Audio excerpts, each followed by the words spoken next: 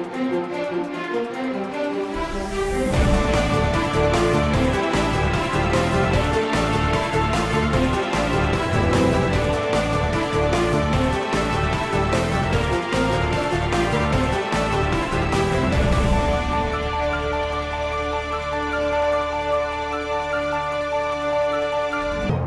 to the InfoWars Nightly News. I'm David Knight. It's Tuesday, November 19th, 2013, and here are our top stories. Tonight, InfoWars prepares to take over the controlled narrative of the JFK assassination. Then, will you have to surrender biometrics just to leave your airport? And Bitcoin hits high and loses it in 30 minutes. That's next on the InfoWars Nightly News. Don't talk about him. Don't listen to him. Listen, he's the kook saying the government can't be trusted. He's the kook saying there's tyranny. He's the kook saying they're buying billions of bullets. Well, as the 50th anniversary of the JFK assassination approaches this Friday, the city of Dallas is in a ham-fisted way censoring any free speech, any skepticism about the official story. But we're not taking this lying down. Texans are going to be protesting the censorship of free speech in Dallas. On Wednesday, Alex Jones will kick off 3 days of demonstrations and protests at the Federal Reserve Building at the corner of Pearl and Woodall-Rogers Freeway, a location he's previously demonstrated at 3 separate times with other Americans. We are not going to be pushed aside, as they do at the political conventions, into free speech zones. That is clearly unconstitutional. Look at the First Amendment. This is specifically protected speech under the First Amendment. The right of the people peaceably to assemble and petition the government with grievances. We have grievances. We have grievances about the official story. It does not honor the memory of JFK to not have an honest investigation, to cover up what other people have found, to shove these things aside, to pull out clues and hide them in the National Archives, to literally fill in concrete curbs where shots were ricocheted off. This is something that was a seminal moment in American history. This is when people not only saw an American president shot live on television and then his alleged assassin shot afterwards. This was also a time where we saw government cover-ups, government lies, government conspiracies being crafted in real time. Anyone who's alive remembers this. And it was a period of time when we learned that our government was capable of the same sorts of things that we see in banana republics, that we saw in Nazi Germany. It was an important lesson, one that we must not forget. And I think it's interesting that just today we learned something about a Nazi assassination, a Nazi cover-up. We learned that Field Marshal Rommel, who was involved in an assassination plot against Hitler, was actually forced to commit suicide. Now, this happened back in 1944, and the doctor who falsified the report under threat of being killed by an SS officer, Dr. Friedrich Breiderhoff, actually made a report to the police in Cologne in 1960. He filed a 7-page report. He was bothered about the lie. He was bothered about the cover-up of the forced suicide. But this did not come to light until just now. So here we are 70 years later, and these documents are coming out. The truth will eventually come out. Most of the documents that the government has about the JFK assassination are still sealed. They're still secretive, even after 50 years. And of course, there have been many, many, many witnesses who have died under unusual circumstances. So the truth is going to eventually come out. We've had deathbed confessions from people who said they were associated with it. We're going to find out what's happened there. People are going to investigate it. But the most important thing is that we not allow the government to censor our free speech. The New American reports that hacker Jeremy Hammond, who hacked Stratfor emails, has been sentenced to the maximum sentence of 10 years for his crime. Now, he slammed government crimes. He said that the U.S. government was deliberately allowing Mexican cartel assassins into the United States. This was gleaned from the Stratfor emails that were hacked. And another explosive revelations from the massive hack produced more evidence that federal authorities in the U.S. have been quietly supporting certain Mexican criminal empires, especially the Sinaloa drug cartel. Now, it's not to say that Hammond didn't commit crimes himself. He did expose credit card data. However, exposing these crimes, there will still be no prosecution of anyone, just as there was no prosecution at the NSA for what Snowden exposed. Instead, you see McCain and Feinstein and Lindsey Graham calling for his internment in jail, but nothing for anyone who has broken the law as a government employee. Now, in a similar story today, we had the father of Brittany Murphy allege that she was murdered because she was involved in yet another government conspiracy, another government crime. Similar in many ways to this story from Jeremy Hammond. Now, in this case, Mr. Bertolotti, her father, said that there were in fact under surveillance, including helicopters. Their telephones were wiretapped. Brittany was afraid to go home because of the sneak and peek incursions into their residence and other terror tactics that she suffered after speaking out in support of whistleblower Julia Davis and being named as a witness in her lawsuit against the Department of Homeland Security. Now, what Julia Davis was blowing the whistle on was the fact that she had spotted information that al-Qaeda terrorists were crossing the Mexican border. And Homeland Security was not doing anything about it, so she went to the FBI, and they took recrimination against her. So we see that in the case of Hammond, there are Sinaloa drug assassins coming across the border. In the case of Davis and perhaps Brittany Murphy, we see a tale of al-Qaeda terrorists that are being allowed to cross the border by the government. And yet, we see that back in the spring, the HSBC money laundering scandal that Eric Holder decided not to prosecute anyone at HSBC about, it also involved these very same actors, the Sinaloa drug cartel as well as al-Qaeda. But of course, we were told that the bank was too big to jail, so they were just going to let that go along. They were going to pass on that prosecution.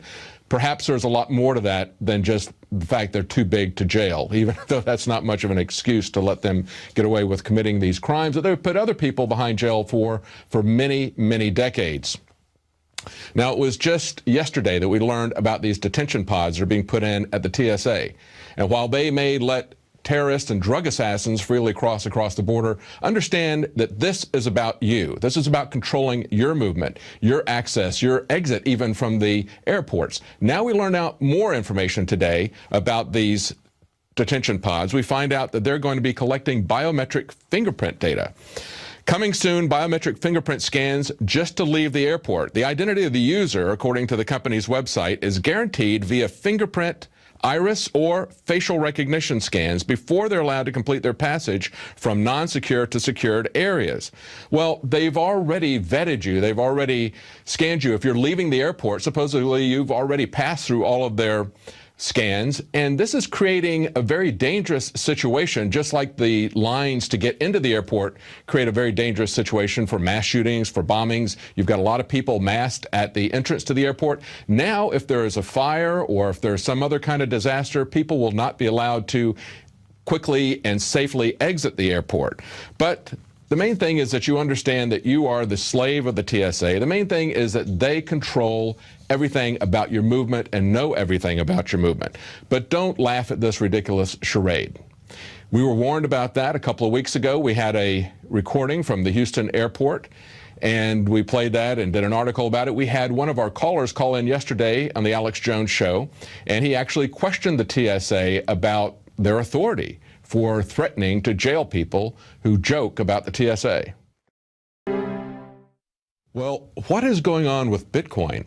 Now, a lot of people are looking for ways to escape the prying eyes of the federal government and its control, and so they're looking at alternative currencies or ways that they can store value or ways that they can move money out of the country.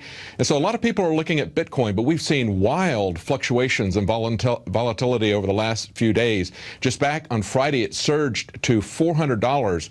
Then by Sunday, it was $500. Then by Monday, it went up to $600, and late Monday night, it got up to $900 and then dropped below $650 in just 30 minutes. So it dropped from $900 to $650 in just 30 minutes. Well, there have been hearings this week that involve the FBI, Homeland Security, even FinCEN. And they sound like they're supporting Bitcoin, like they're some kind of laissez-faire free market advocates. Listen to this quote from FinCEN. They said, whenever there's a new type of financial service or a new player in the financial industry, the first reaction by those of us who are concerned about money laundering is to think about the gaps and vulnerabilities. But it's also important we step back and recognize that innovation is a very important part of our economy. So what's going on here as we see these wild fluctuations? Are they pumping and dumping it? Are they trying to destroy confidence in Bitcoin? Are they trying to take it over? It's really not clear at this point what's going on. It's a very volatile situation. We'll be watching that carefully as people are looking for a safe haven for their money. Now, as they're manipulating Bitcoin, we've pointed out before that they also manipulate the employment figures. And now today we learned that that's official, that just before the election, they dropped the employment numbers below the magic 8% number just before they held the election. A lot of people called foul at the time. Now, at the time, the former CEO of GE, Jack Welch, tweeted, "Unbelievable job numbers. These Chicago guys will do anything."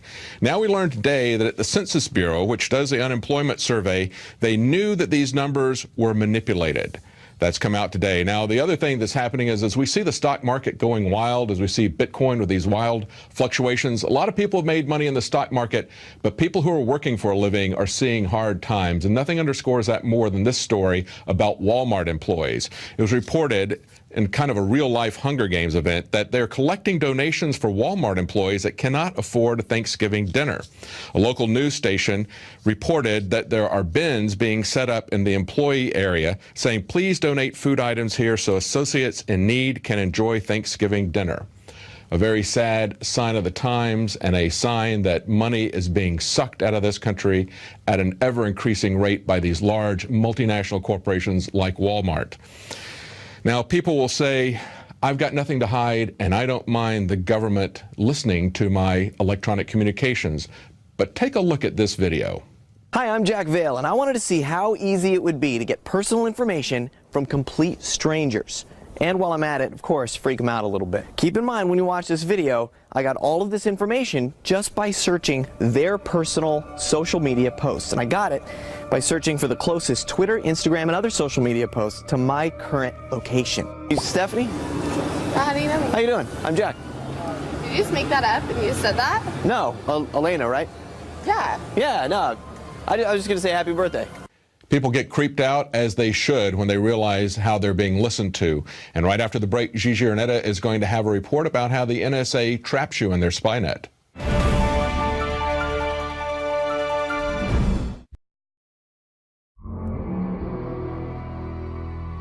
I'm Gigi Arnetta for Tyranny Watch.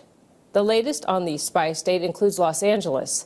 There have been Aruba network routers spotted in various areas of LA. Government entities are latching onto this surveillance technique for various reasons, but one of the biggest advantages to this mesh network is that it can be installed and removed quickly without reliance on a fixed infrastructure. Wireless mesh networks are ideal for temporary spy assignments. They can spy and roll. A mesh can be set up and used for monitoring and surveillance during an incident or public event, and easily packed up and moved to the next location. Any organization can deploy a wireless mesh network in the unlicensed 2.4 gigahertz and 5 gigahertz band and U.S. public safety band. This mesh wireless system is a great addition to your already intrusive Xbox, which can catch you in various positions and videotape you and expose your personal junk. You thought the TSA was intrusive. At least you had to go to the airport to get violated. Now you can depend on the person who installs the mesh routers outside your home to aid in violating your rights. Another option is to give all your information to the navigators at healthcare.gov and willingly allow DHS, DOJ, IRS, and even the White House into your private information, or they can just steal it from you on the giant spy grid. Either way, the monstrosity being built in Utah is equipped to store it all for you. And the giant bureaucracy of the healthcare system, along with many other communistic agencies, can access your information and use it against you at will. Sign up for PrisonPlanet.tv and give your username and password to up to 10 people. I'm Gigi Arnetta for Tyranny Watch on the InfoWars Nightly News.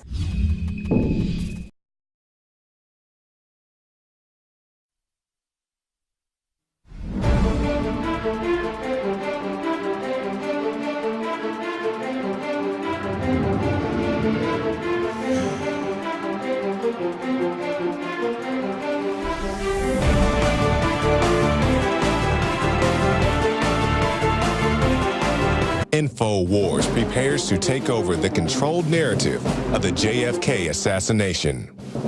Then, will you have to surrender biometrics just to leave your airport? And Bitcoin hits high and loses it in 30 minutes. That's next on the InfoWars Nightly News. Don't talk about him. Don't listen to him. Listen, he's the kook saying the government can't be trusted. Days of demonstrations and protests at the Federal Reserve Building at the corner of Pearl and Woodall Rogers Freeway, a location he's previously demonstrated at 3 separate times with other Americans. We are not going to be pushed aside, as they do at the political conventions, into free speech zones. That is clearly unconstitutional. Look at the First Amendment. This is specifically... He's the kook saying there's tyranny. He's the kook saying they're buying billions of bullets. Well, as the 50th anniversary of the JFK assassination approaches this Friday, the city of Dallas is in a ham-fisted way censoring any free speech, any skepticism about the official story. But we're not taking this lying down. Texans are going to be protesting the censorship of free speech in Dallas. On Wednesday, Alex Jones will kick off 3 days.